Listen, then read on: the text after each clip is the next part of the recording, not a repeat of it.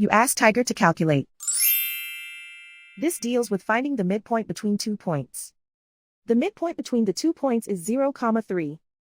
Let's solve it step by step. Plot the 2 points and calculate the midpoint using the formula. The coordinates of point 1 are x1 equals -5, y1 equals 0. The coordinates of point 2 are x2 equals 5, y2 equals 6. PM represents the midpoint of the 2 points.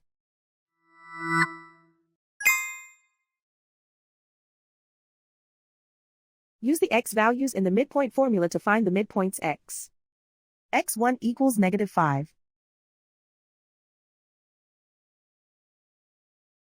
x2 equals 5.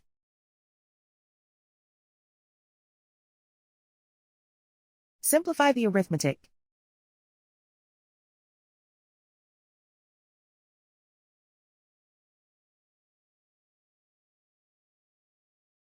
Use the y values in the midpoint formula to find the midpoints y. y1 equals 0.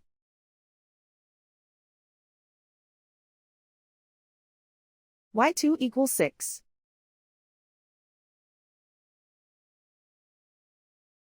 Simplify the arithmetic.